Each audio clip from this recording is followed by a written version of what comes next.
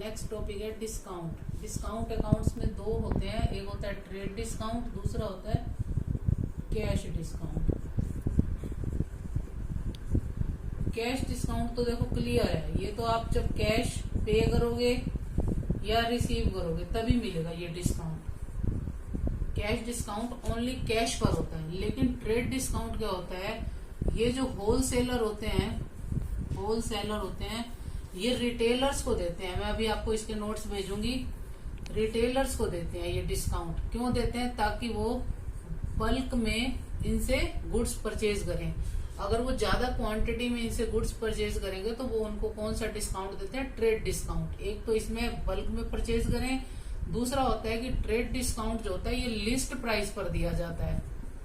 कौन से प्राइस पर? लिस्ट प्राइस पर।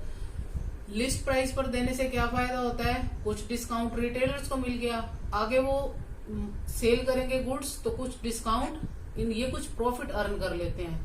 और तीसरे इसमें इम्पोर्टेंट बात होती है कि इसकी हम बुक्स में कोई भी एंट्री नहीं करते, इसको हम बुक्स में शो ही नहीं करते। एक तो ये बल्क में ज्यादा गुड्स परचेज करने पर मिलता है, दूसरा लिस्ट प्राइस पर मिलता है, तीसरा क्या होता है इसको हम बुक्स में शो ही नहीं करते, डायरेक्ट माइनस करके हम इसकी एंट्री कर देते हैं। और कैश डिस्काउंट ओनली कैश पर होता है। अगर आप मतलब आपने किसी को क्रेडिट सेल करी है तो वो आपको जल्दी पेमेंट कर दे, इसके लिए आप उसे कैश डिस्काउंट दोगे ताकि आपकी पेमेंट जो है जल्दी से आपको रिसीव हो जाए। अब मैं आपको इसकी जर्नल एंट्री बता रही हूँ बेटा। अब इसका क्वेश्चन देखो। फर्स्ट एंट्री है paid cash to Mahesh and discount receive. अब आप महेश को पेमेंट कर रहे हो, अगर आप पेमेंट करेंगे तो बेटा हमें डिस्काउंट रिसीव होता है। पेमेंट कर रहे हैं, रिसीव कौन कर रहा है? महेश। तो यहाँ डेट के कॉलम में डेट पुट कर देंगे, महेश डेबिट। महेश डेबिट। हम उसको क्या दे रहे हैं? कैश दे रहे हैं, तो टू कैश अकाउंट। अब हमें वो डिस्काउंट रिसीव हो रहा है उससे हमें, तो टू डिस्काउंट रिसीव्ड अकाउंट। कितनी पेमेंट कर रहे हैं हम उसे? 9600 की पेमेंट कर रहे हैं। 400 डिस्काउंट है, इसका मतलब टोटल कितने हो गए? ये 10,000 हो गए। क्लियर? सेकेंड एंट्री है रिसीव्ड कैश फ्रॉम अरुण। अब हमें अरुण से कैश रिसीव हो रहा है। अगर हमें कैश रिसीव हो रहा है तो अब हमें डिस्काउंट अलाउ करना पड़ेगा। Cash account debit, discount account debit to Arun. Amount है 4900 कैश रिसीव हो रहा है, 100 डिस्काउंट है, टोटल हो गए 5000। अब एक चीज समझिए, आप देख रहे हैं अगर कैश क्रेडिट हुआ है तो डिस्काउंट भी क्रेडिट हुआ है, अगर कैश डेबिट हुआ है तो डिस्काउंट भी डेबिट हुआ है। हमेशा कैश और डिस्काउंट साथ साथ रहते हैं। ऐसी कोई भी एंट्री नहीं मिलेगी जिसमें कैश डेबिट और डिस्काउंट क्रेडिट हो, ऐसा होता ही नहीं है। या तो दोनों क्रेडिट होंगे या दोनों ही डेबिट होंगे। अगर हमें कैश क्रेडिट होता है तो डिस्काउंट हमें रिसीव होता है, अगर हमें कैश रिसीव होता है तो हमें डिस्काउंट अलाउ करना पड़ता है।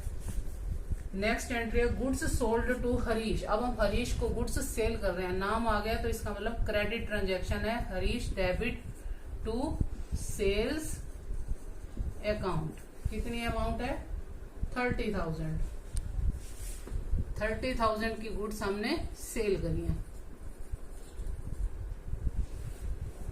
नेक्स्ट एंट्री है हरीश ने रिटर्न करी है 2000 की गुड्स। जो हमने सेल करी थी वो सेल हमारी 2000 की रिटर्न आ गई, तो सेल्स रिटर्न, इसका नाम हो जाएगा सेल्स रिटर्न। सेल क्रेडिट है क्योंकि उसमें गुड्स जाता है, सेल रिटर्न से गुड वापिस आता है तो debit word comes in. Sales return account debit to giver कौन है? हरीश। कितना? 2000 की गुड्स रिटर्न हो गई। 30,000 की हमने सेल करी थी क्रेडिट सेल, उसमें से 2000 का गुड्स हमारे पास रिटर्न आ गया, यानी हमें 28,000 की पेमेंट मिलेगी। अब उसमें से वो कह रहा है हमें 27,500 की पेमेंट मिली और अकाउंट फुल सेटल हो गया। कैश अकाउंट डेबिट, कैश कितना मिला है? 27,500। इसका मतलब हमने 500 का डिस्काउंट क्या कर दिया? उसे अलाउ कर दिया। Discount allowed account debit, giver कौन है? टू हरीश। 500 का डिस्काउंट तो 28,000। अब अगर ध्यान से देखो 30,000 से हरीश डेबिट हुआ था, कितने से क्रेडिट हुआ? 2000 से, बाकी कितने रह गए? 28। ये देखिए 28 से क्रेडिट हो गया, इसका मतलब इसका अकाउंट क्या हो गया? सेटल हो गया। कुछ भी हमारा बाकी से लेना देना नहीं रहा। आगे कहता है sold goods to Gopal, list price 60,000, 10% है ट्रेड डिस्काउंट। तो हम गुड्स सेल कर रहे हैं किसको? गोपाल को। नाम आ गया, इसका मतलब क्रेडिट ट्रांजैक्शन है, गोपाल डेबिट टू सेल्स। मैंने आपको बताया था ट्रेड डिस्काउंट को हम बुक्स में शो नहीं करते। तो 60,000 के गुड्स हैं, 10% यानी 6,000 डिडक्ट करके हम डायरेक्ट एंट्री करेंगे 400 से। ट्रेड डिस्काउंट को हम बुक्स में शो नहीं करा, डायरेक्ट माइनस करके लिख दिया। बस नरेशन में हम मेंशन कर सकते हैं कि हमने गुड्स सेल करा है 10% ट्रेड डिस्काउंट पर। और लास्ट एंट्री है purchase goods from Ravi 20,000, 15% trade discount. अब हम परचेज कर रहे हैं तो purchase account debit, purchase account debit to Ravi. हाँ जी, तो हम परचेज कर रहे हैं 20,000 का, 15% हो गया 3,000। तो 20,000 में से 3,000 गए, हमारे बाकी बच गए 17,000।